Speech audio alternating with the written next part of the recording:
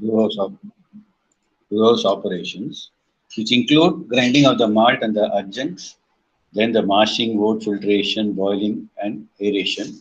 So basically, during the brewing process, that is during the process of the wood formation, oxidation of polyphenols take place, and these things I think we have already seen some of these things. So the ratios can be adjusted by the use of substrate without enzyme activity. This is to increase the amount of solubles that can be extracted, or to increase the solid content of the wood, because wood contains only the solubles, be it based on carbohydrates or proteins, etc. Okay, so you can adjust by using freshly malted flour or by destruction of the enzymes or by adjusting the malt to water ratio. Here again, what is the significance of malt to water ratio? When there is a greater amount of water, the enzymes have a greater access to uh, the substrates in the malt, thereby increasing the yield of small weight sugars or amino acids. Okay, so I think we have already seen this, right? We have seen this. Um Wet milling also, I think we have seen it. Then comes the mashing. Okay, so mashing is what? Conversion into a liquid product. So this starts with mixing the grist and the brewing water. Okay, grist is the powdered part of the what to say, the malted flour. Okay, so hydration enables the malt enzymes to become active, and you have normally a pre-masher, and then it is deaerated to minimize oxygen uptake, and 2 to 4 hectoliters is used for 100 kg of malt. I think they have already seen this. So, okay, the mashing operation will influence the alcohol content of the beer. How? As the what to say? As the soluble solids, the soluble sugars in the mash increases during the wood preparation, automatically then the alcohol content will also improve. The concentration of the unfermented sugar in the beer, which means the reversion. What are the unfermented sugars? Those which are not hydrolyzed. What are those? The other, medium chain, medium chain sugars as also proteins. The peptide and amino acid profile of the wood, why this gives a typical flavor and taste to the product. The yeast nutrient concentration. What do you mean by yeast nutrient concentration? When we add yeast, yeast needs some what to say raw material to grow to and subsequently start the fermentation. Now, what are the nutrients that are required for yeast? These are basically the sugars, the amino acids, some of the proteins, etc. So, as the washing operation, the greater the soluble solids, you have a greater amount of yeast nutrients also. The buffering capacity and pH of the wort and beer. Buffering capacity, how? Because of the other products which are formed, etc. Then the beta glucan content of the beer is again one more important thing. And then the physical properties such as foam, color, and clarity. What do you mean by foam? Foam is caused because of the presence of proteins as also beta glucan, which are surface active in nature. The color and clarity, color we already know is because of the Maillard reaction that takes place between the amino acids and sugars when you are heating the wood. So greater the color, and also the what to say hops also color to it. Clarity, it is reverse of foam because clarity is dependent on the amount of what to say insolubles, okay, that are found. What are the insolubles? Part of the beta glucan, part of your proteins, part of the sugars which don't get hydrolyzed during the process of mashing. Fine. I think we have already seen this, right? Okay. So mashing is performed in a mashing vessel, and I think we have already seen this also. That is, initially the temperatures increase to 45 to 50 degrees centigrade to accelerate the breaking down of proteins and beta glucan. And then, after a certain period of time, the temperature is further increased to 62 to 65 degrees centigrade for the production of maltose by beta amylases, which are present in the sprout. Okay, this is then followed by increasing the temperature to 70 to 75 degrees centigrade by the process of saccharification by the amylases. And finally, at a temperature of 78 degrees centigrade, the temperature increased to inactivate the carbohydrate enzymes. Now, during the course of action, what happens? You have a good amount of maltose, glucose, part of amino acids and other sugars to what to say to increase the what to say to increase the yield of the final beer. And mashing method can be classified into infusion or decoction. What is infusion? As name suggests, it is what to say infused, and decoction is the typical process. What is the decoction process? I add a certain amount of thing, I boil it, okay, I boil it, okay, similar to what we do for your tea or coffee is a similar procedure. That is the what to say uh, the malt is taken, malt is then added and boiled. This is what is the decoction process. What is the infusion method? Entire mash is heated up to the final mashing temperature, and now this is what I was telling. That is, you increase the temperature or decrease the temperature. That is, I take the entire thing and slowly increase the temperature, as I already told you, right from 40 degrees to 45 degrees till a temperature of 75 to 78 degrees centigrade. So I slowly increase the temperature. Now, what is the significance of this method? As we slowly increase the temperature, gradually you have the proteolytic action taking place. That is, the degradation of proteins take place, followed by the action of beta amylases, then the beta glucanases, finally then the amylolytic activity, and at the end of the day, the all the enzymes get deactivated at a higher temperature. So this is what I meant. So in a German infusion, first the proteolytic action for a period of 30 minutes. Then for beta amylases at 62 to 65 degrees centigrade for again a certain period of time, 30 to 45 degree, 30 to 45 minutes. Sorry, it is a mistake.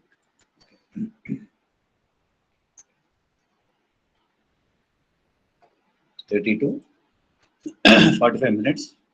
Then it is then increased to a temperature of 70 to 75 degrees centigrade for alpha amylase action, and then the process ends at 78 degrees centigrade. Okay. So in the English method, the temperature is increased by adding hot water. Now in the German method, what is done? You add water at room temperature and then slowly increase the temperature to 75 degree or 78 degrees centigrade. In the English method, hot water is added. So this method requires well deaggregated malt because a part of the active enzyme are destroyed by the addition of hot water. What is deaggregated malt? The malt should not clump. If it's going to get clump, then there is a problem. Okay. An alternative English method is to perform the conversion at a single temperature of around 63 to 65 degrees centigrade. Okay. Now, what happens at this temperature? Now, when you consider both these processes, the German method gives a good amount of proteins, amino acids. Then the the breaking down the broken down products of your sugars also. As a result, when I'm going to increase the temperature, a good amount of coloring is obtained, and also you have a readily available source for the subsequent yeast fermentation. Okay. The English infused method are used for the production of top fermentation beer, where both mashing and wort separation take place in the same vessel. Okay, so advantages of the method is that it consumes 20 to 30% lower than the decoction method. Okay. Disadvantages are the worst iodine reaction. What is worst iodine reaction? What is iodine reaction?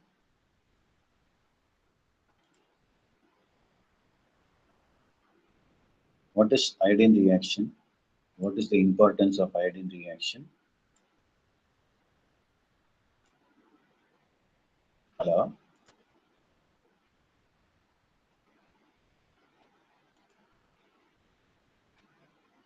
Hello?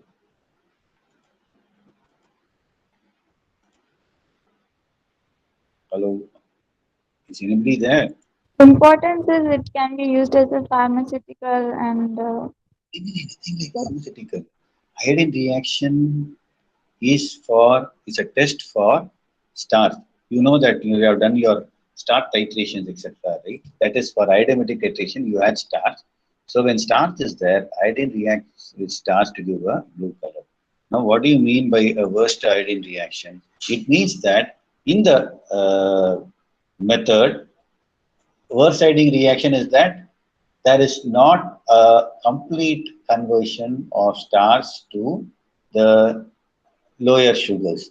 Okay, that is the main thing, and hence a low brew house yield. What do you mean by low brew house yield? What you are going to do?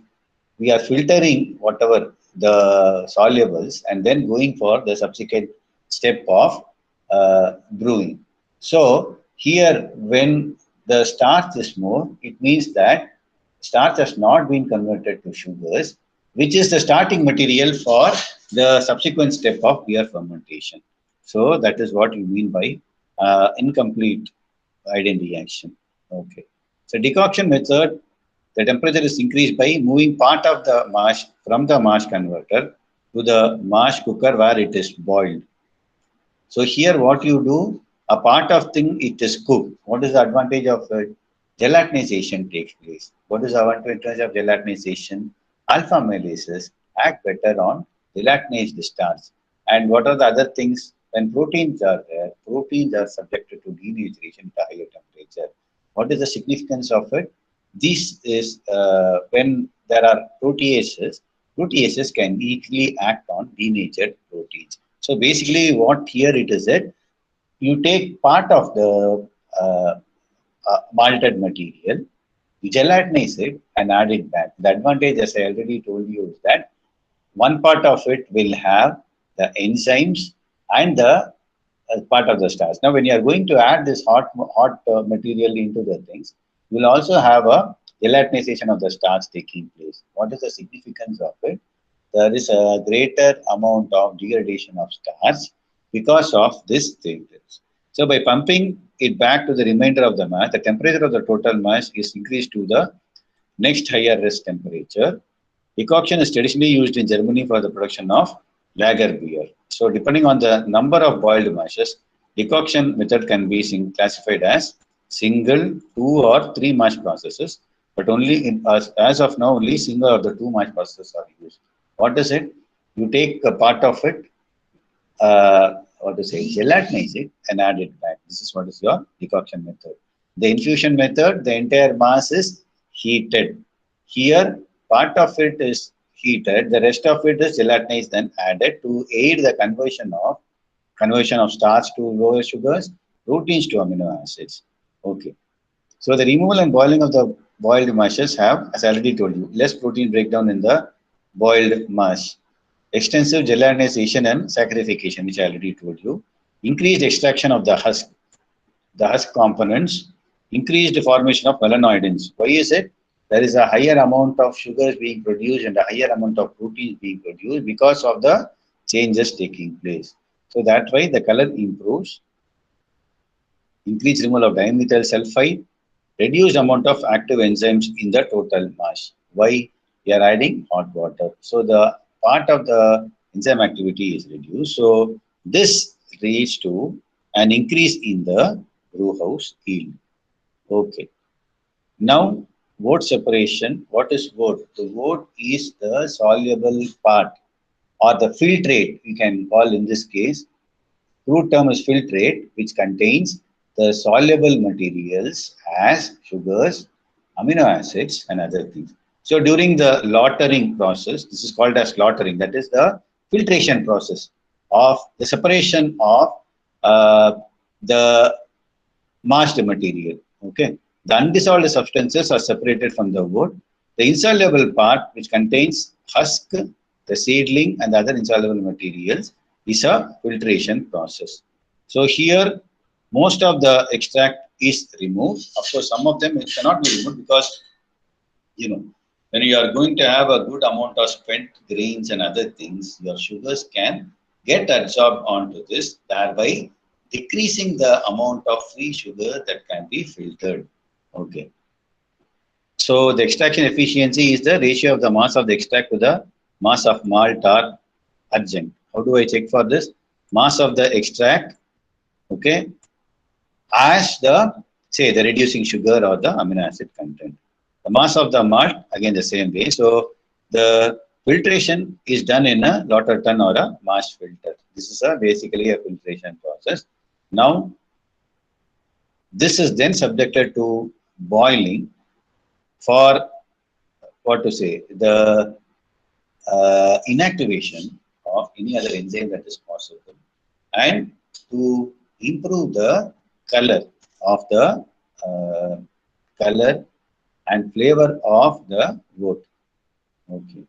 So what happens during the wood boiling process? The wood is boiled. Wood is the soluble part, the filtrate which contains the uh, solubles which include sugars, amino acids, etc. And the wood, the extraction of alpha acids take place. What are this? What are these alpha acids? We already told that in the wood you are adding hops which contain the humulones and the libulones which are getting extracted. These have anti uh, bacterial activity. Okay, extraction of the acid takes place. Isomerization of the alpha acid take place. Coagulation of proteins take place. If at all there is proteins which are yet to get degraded, okay, then coagulation of the proteins take place. Wood sterilization and inactivation to fix the wood composition. This already I told you. When I'm going to increase the temperature, whatever, because when I'm going to filter it, there will be some enzyme activity available. These enzymes will further degrade the sugars or the proteins, which will lead to a possibly higher amount of soluble sugars. But then the soluble sugars have to be maintained at an optimum concentration. Why? Yeast uses these sugars for their growth and fermentation. But then these are not osmotolerant yeast which can tolerate a sugar concentration of greater than 15 to 20%. Okay, only when the sugar concentration more than 15 to 20%, you have to use an osmotolerant yeast. So this, what to say, avoids the use uh, or this, because of this, what is going to happen? If there is a very high sugar, yeast will not grow. So that is the thing. So formation of reducing an aromatic compound by the Maillard reaction, coloring substances again because of Maillard reaction, and the extraction of the alpha acids, removal of undesired volatile aroma compounds because of the heating process, acidification of the wood by the hop components get extracted, and evaporation. Okay. Extraction and isolation of the hop components. Isomerization depends on the nature of the isohumulone. Then the duration of the boiling. I add hops which contain a good amount of polyphenols. Hops are similar to something like your corn cob, etc. So the extraction takes place. This extraction is dependent on the type of humulone and the duration of boiling. The higher the time of boiling, greater will be the extraction. The pH.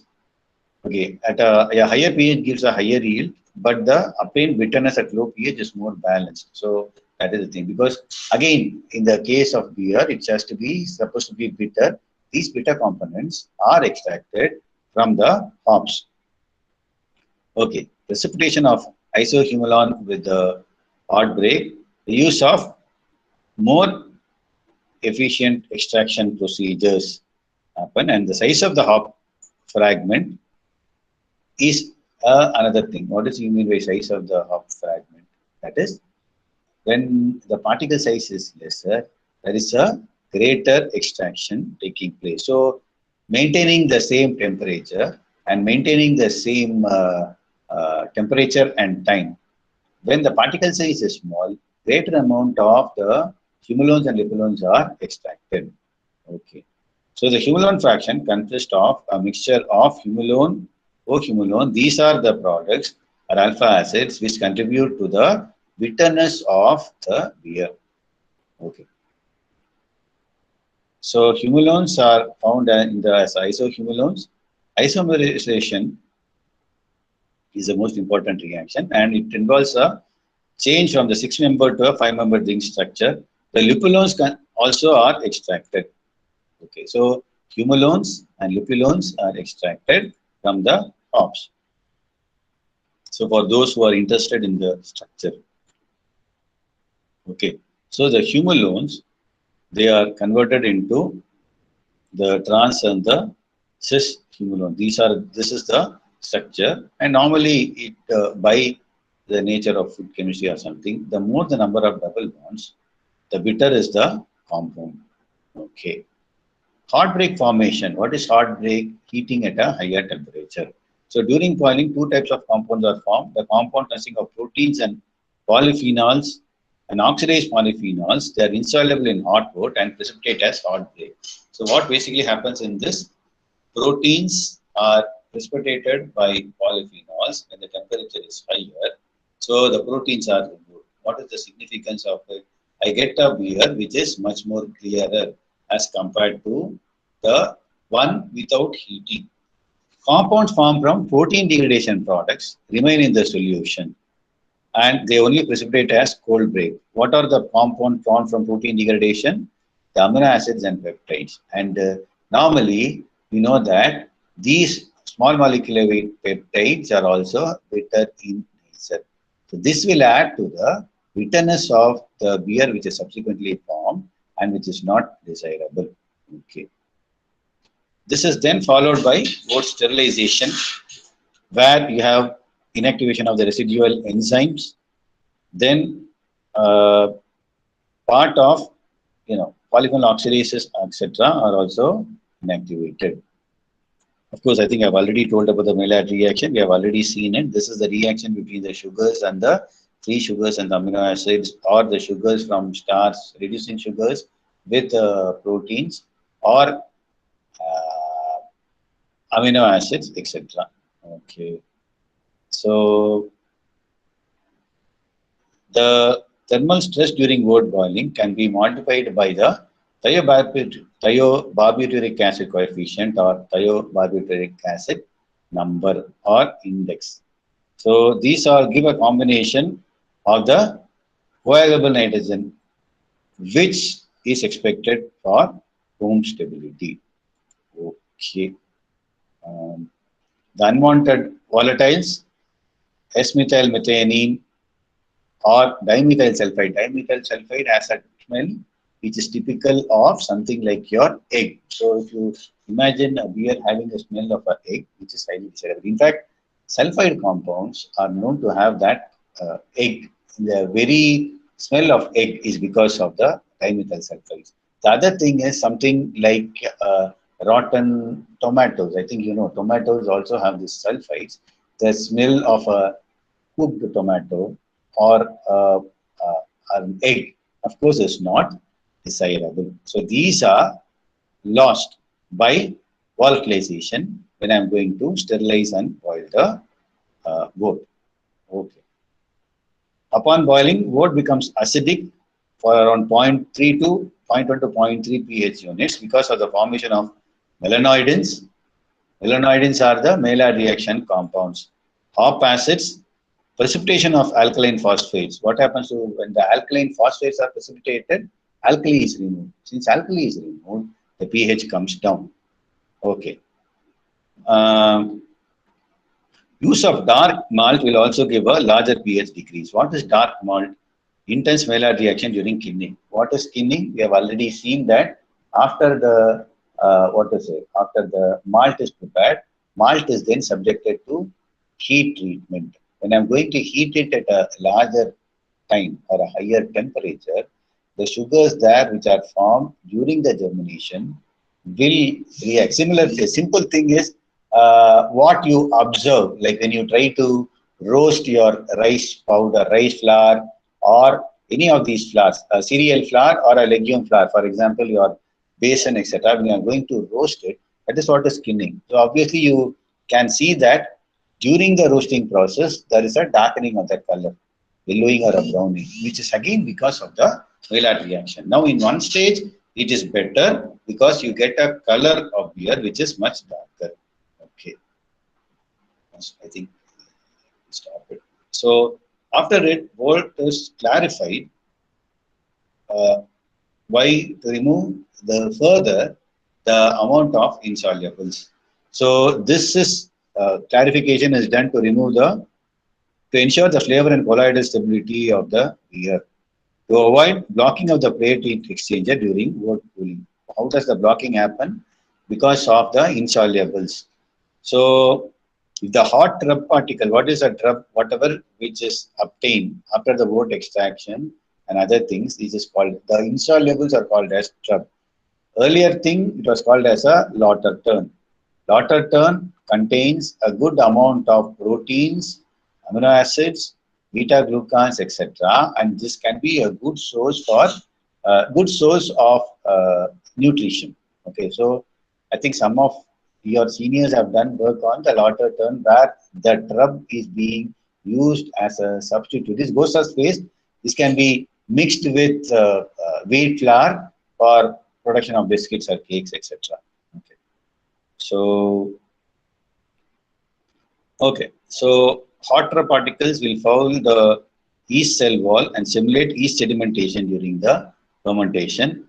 This will, when the yeast is going to get sedimented, it means that there is a lesser amount of yeast available for conversion of sugars to alcohol.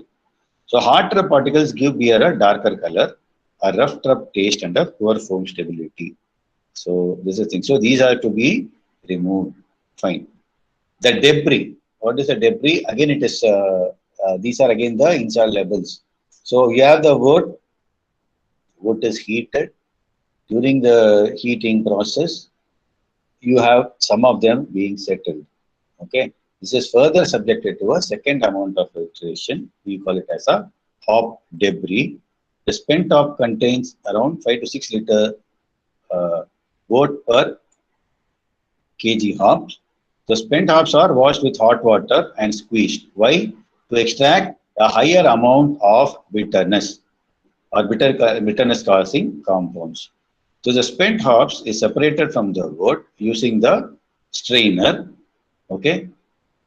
Or in a hop bag, the wort is pumped through a stirred vessel and spent hops are retained. Why? For extraction of the bitterness causing compounds. Okay.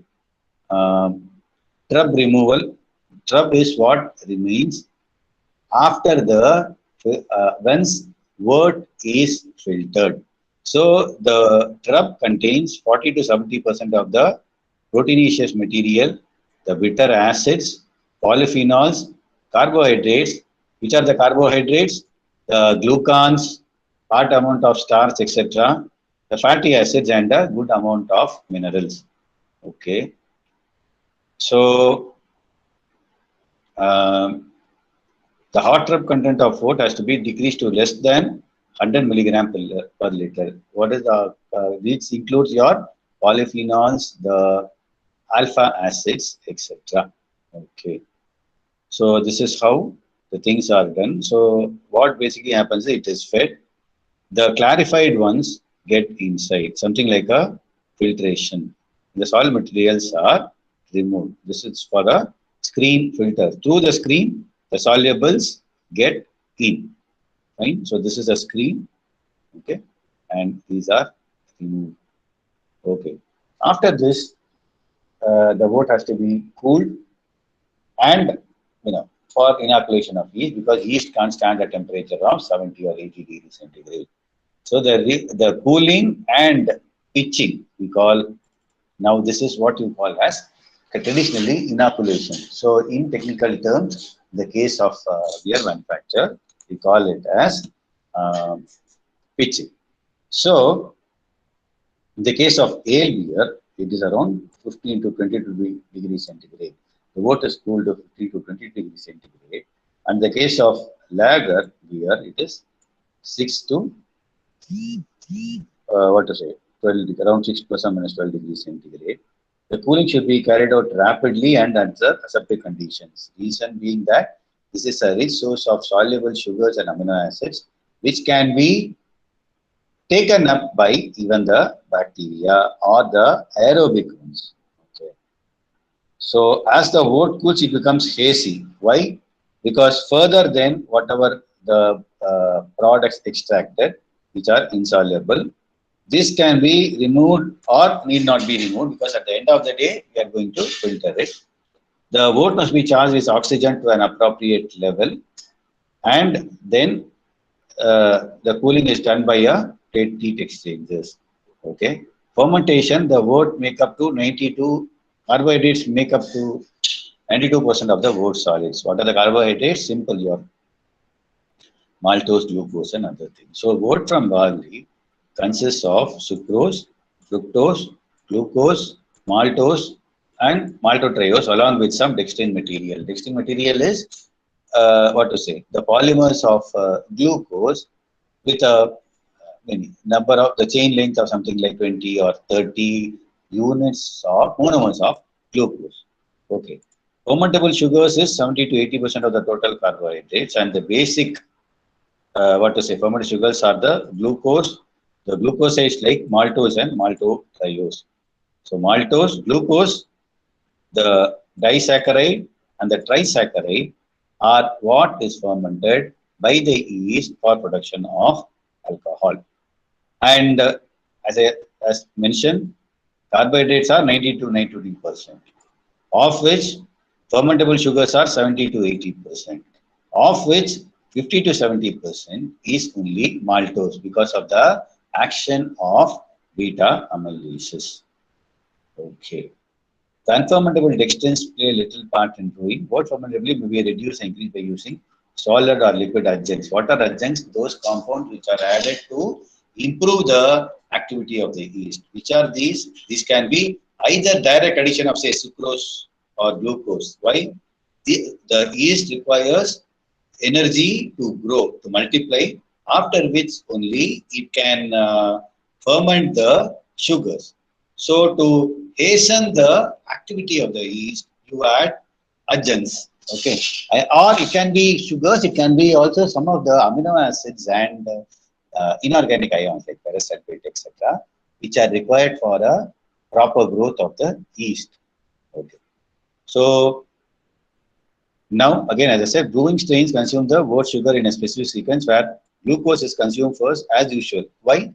Glucose is easily available, so it acts on glucose, then fructose, then maltose, and maltotriose. So, to hasten this activity or improve the activity, I add adjuncts. So, these are added to make the yeast grow fast for fermentation. Okay. The uptake and consumption of maltose and maltotriose is repressed or inactivated at elevated glucose concentration because glucose has a, what to say, it has osmotic activity, and by a feedback inhibition, when the glucose concentration rises, the activity of the yeast comes down. Okay. So before the fermentation process starts, wort is aerated.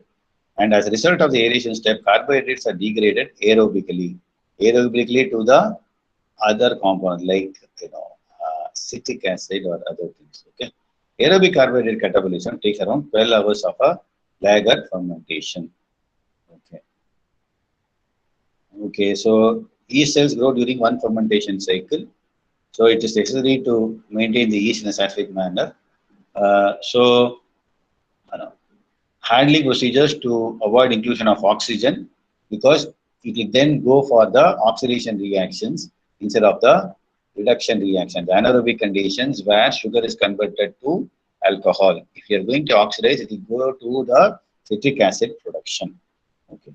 A large inoculum size should be used for a yeast of low glycogen content. Now, what is glycogen? Glycogen is the storage carbohydrate of yeast. Now, as we do in our case, similarly, what happens to the yeast? We add adjuncts. What are the adjuncts to be added? Adjuncts are basically added to activate the yeast. Once the yeast is activated, to get energy, it has to act on the sugars to convert. Now, this energy is obtained by the degradation of glycogen to glucose. Okay. Um, Fermentation. You have the top fermentation for the production of ale beer and the bottom fermentation for the production of lager beer. Of course, the what to say, the microorganism, the yeast strains used in both the cases are different. There is an increased use of cylindroconical and similar fermenters. What is a cylindroconical? You have the cylinder at the top and a tapering bottom is what is a cylindroconical thing. This aids the easier settling of yeast once the reaction is over. Okay. Ale type beers are fermented in shallow or circular or rectangular vessels from which the top yeast is removed by skimming. Because as the time proceeds, the when the alcohol is produced, yeast is killed, so it starts flocculating at the top. In the bottom fermentation, the yeast will settle at the bottom. Now, how this depends on the type of yeast which is being used. Okay, so this you can go through. Fine. Okay. Um, Fine. So fermentation is rapid in cylindrical vessels as a consequence of the vigorous agitation arising from carbon dioxide production. Where is carbon dioxide produced? By the fermentation. So nucleation of carbon dioxide bubbles occurs at the lowest point of the fermentator, and if you are push it, it rises up, and this gives a indirect mixing of the wort and the yeast for an improved fermentation. Am I clear? Yes, sir. Okay, so wort in the ale type beer, which is the top fermenting, you have the temperature is around 12 to 24 degrees centigrade. It takes for 4 to 7 days. And in the cylindroconical vessel, what is a cylindroconical vessel? Uh, Something like,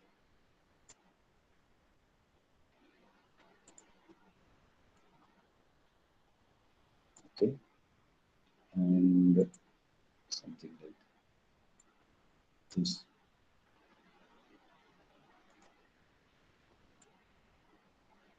Sorry. This is what you call as a cylindroconical vessel. It is a cylinder at the top and tapers down at the bottom. This is what we call as a cylindroconical vessel. Okay. Um, what are the factors affecting fermentation? The malt quality. What do you mean by malt quality? The amount of glucose, maltose, and other things that is available. Okay. The other thing is a stuck fermentation where the required ethanol level is not attained. Why is the ethanol level not attained? Either because of insufficient yeast activation.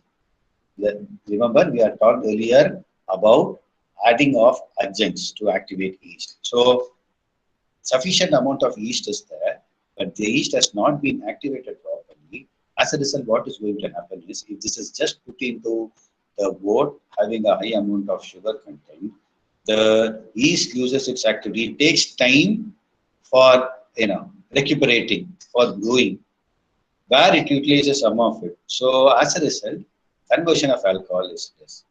Other thing is insufficient yeast. You have a yeast activity not sufficient. Yeast itself is not sufficient.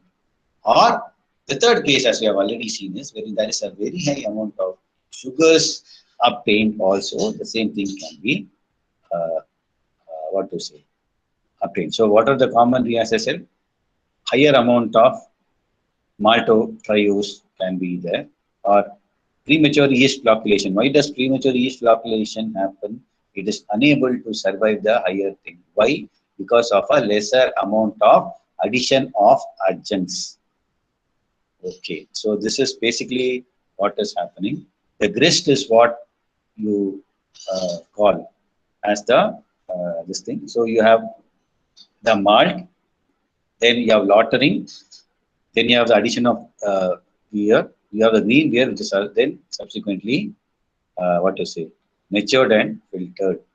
Okay. In the case of lager beers, it is 7 to 13 degrees centigrade. Okay. Earlier, so lager beers operate at a lower temperature. Fermentation, lager fermentation is at a comparatively lower temperature as compared to ale beers. Okay. Uh, During the fermentation, yeast takes up amino acids and sugars from the wood. Sugars are metabolized with carbon dioxide and ethanol being the product. Okay. Now, this is what again is used. Takes up amino acids and sugars. To take up amino acids and sugars as an adjunct, we need to add some more of the adjunct. So that is the thing what I meant. Okay. Mm. After the what to say, the beer has been formed. Obviously, you have to separate the solids from the liquid, which is beer, which is done by racking. What is racking? Again, a filtration by a plate and frame filter press. Okay. After that, it is subjected to storage at room temperature. A small proportion of yeast remains in contact with the beer. This produces more carbon dioxide, and this yeast chemically removes certain other flavor active compounds. So this makes the beer less tart and much more desirable. Okay. What it catalyzes the reduction of diketones such as diacetyl or diols. Now, what is the significance of it? Diacetyl is a principal character impact compound which you find in what to say, lactic acid fermented milk products. For example, the very smell of your curd or your buttermilk is because of this diacetyl. So imagine when you are going to have such a smell or a taste in beer, it is not desirable. So yeast also does this. Okay. This is after the separation and whatever remaining. Okay. So anything more? I think we can rush through. Um, So ales, they rise to the top, pitched at about 16 degrees centigrade. What is pitching? Addition of inoculation of yeast. So done at 16 degrees centigrade, fermentation at 15 to 20 degrees centigrade for 2 to 3 days. Okay. Lagers are bottom yeast, pitched at temperature of 7 to 10 degrees centigrade, and fermentation at 10 to 15 degrees centigrade. So normally, the temperature of ale beer is much higher than the lager beers. Okay. Mm, now, should I name this or should I stop here? Um, okay, we stop it here. Okay, it is only one thing. Okay, we'll see it tomorrow. You need to again go on because already it's time. So